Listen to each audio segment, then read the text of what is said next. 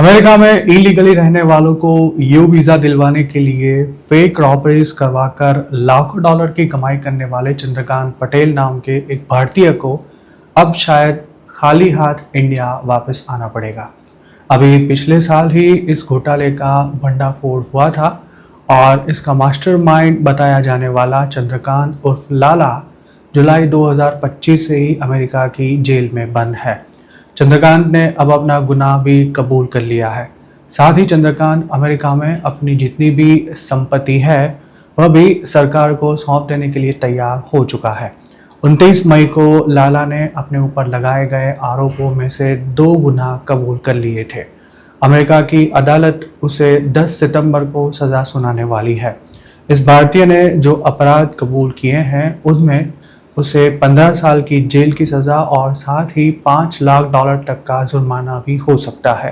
चंद्रकांत ने खुद को होने वाली किसी भी सज़ा के खिलाफ अपील करने का अधिकार भी छोड़ दिया है और साथ ही इस केस का उसके इमिग्रेशन स्टेटस पर जो भी असर पड़ेगा उसे स्वीकार करने के लिए भी वह तैयार है। अमेरिका में इलीगली रह रहे चंद्रकांत ने खुद भी 2023 में यू वीज़ा हासिल किया था।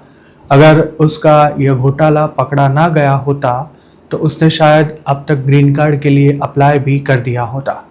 चंद्रकांत पर वीज़ा फ्रॉड की साजिश रचने का और सरकारी अफसर को रिश्वत देने का आरोप लगाया गया था और साथ ही मेल फ्रॉड के 24 और मनी लॉन्ड्रिंग के 8 ऐसे कुल 34 आरोप उस पर लगाए गए थे, जिनमें से उसने वीज़ा फ्रॉड और मनी लॉन्ड्रिंग का अपराध कबूल कर लिया है।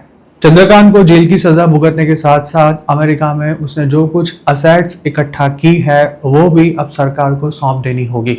लाला ने जो डील की है उसके अनुसार उसने ल्यूजियाना में स्थित अपनी 5 प्रॉपर्टीज़ पर से अपना हक छोड़ने की तैयारी दिखाई है। इसके अलावा उसके 8 अलग अलग बैंक अकाउंट्स में जितने पैसे पड़े हैं वे भी सरकार ले लेगी और साथ ही वह अपने सेफ्टी बॉक्स यानी कि लॉकर में पड़ा 450 ग्राम गोल्ड और 50 अलग अलग ज्वेलरी आइटम्स भी सरकार को दे देने के लिए तैयार हो गया है। चंद्रकांत के जिन बैंक अकाउंट्स पर सरकार कब्जा करने वाली है उनमें से 3 अकाउंट्स में $3500 जितनी रकम जमा है, जबकि उसके सेफ्टी बॉक्स में जो ज्वेलरी है उसमें सोने के बिस्किट, ब्रेसलेट, सिक्के, अंगूठियां, हार और इयररिंग्स जैसी आइटम्स शामिल है।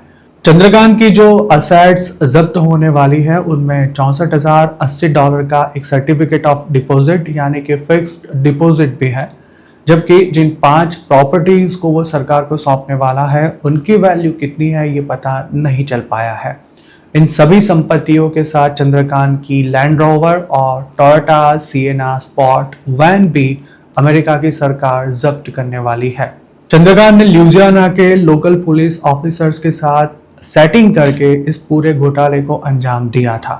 वो एक फेक रॉबरी की रिपोर्ट लिखवाने के लिए $5000 की रिश्वत दिया करता था और इस केस में रिश्वत लेने वाले पुलिस ऑफिसर्स को भी चंद्रकांत के साथ ही आरोपी बनाया गया है, जिनमें से 3 ऑफिसर्स ने अपना गुनाह कबूल कर लिया है और ये फ्रॉड में कुल 5 आरोपी है और अब उनमें से 4 गुनाह कबूल कर चुके हैं। साथ ही चंद्रकांत के अलावा बाकी सभी लोग बॉन्ड पर छूट भी गए हैं, जबकि चंद्रकांत उर्फ लाला एक इलीगल एलियन होने के कारण और उस पर फ्लाइट रिस्क होने की वजह से उसे अभी भी जेल से नहीं छोड़ा गया है। चंद्रकांत की जब गिरफ्तारी हुई थी तब ये दावा किया गया था कि वह पिछले 10 साल से ये घोटाला चला रहा था और उसने सैकड़ों लोगों को यू वीज़ा दिलाने के लिए फेक रॉबरी की व्यवस्था की थी। चंद्रकांत के ज़्यादातर क्लाइंट्स गुजराती ही थे और 2022 से 24 के बीच उसने जितने लोगों के काम करवाए थे ऐसे 25 गुजरातियों की एक लिस्ट भी डिपार्टमेंट ऑफ जस्टिस के द्वारा रिलीज की गई थी। जितने भी लोगों ने चंद्रकांत के पास फेक रॉबरी करवाई थी उनमें से अधिकांश लोगों को पिछले साल से ही USCIS का नोटिस मिलना भी शुरू हो चुका है।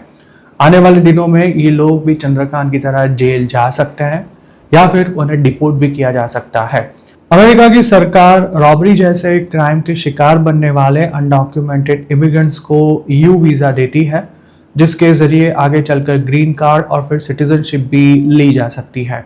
हालांकि चंद्रकांत जैसे कुछ इंडियंस इसी कानून का गलत इस्तेमाल कर 25-30 हज़ार डॉलर में नकली लूट करवा देते हैं और उनके विक्टिम्स को यू वीज़ा भी दिलवा दिया जाता है।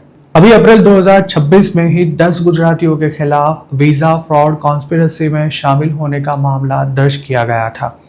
इन सभी व्यक्तियों ने न्यूयॉर्क के राम पटेल को 20,000 डॉलर जितनी रकम देकर फेक रॉबरीज करवाई थी।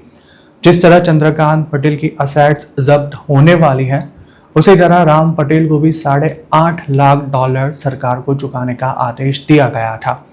ये सभी रॉबरी बॉस्टन और उसके आसपास के इलाकों में हुई थी, जिसके 10 विक्टिम में से दीपिका पटेल नाम की एक महिला इंडिया डिपोर्ट भी हो चुकी है, जबकि बाकी लोगों का भी नंबर कभी भी आ सकता है। जैसा राम पटेल के क्लाइंट्स के साथ हुआ, वैसा ही चंद्रकांत के क्लाइंट्स के साथ भी होने वाला है। स्वाभाविक है कि ट्रंप सरकार डिपोर्टेशन का आंकड़ा बढ़ाने के लिए पूरी कोशिश कर रही है। ऐसे में जिन्होंने फ्रॉड करके स्टेटस लिया है, उनके बचने की कोई संभावना नहीं दिख रही।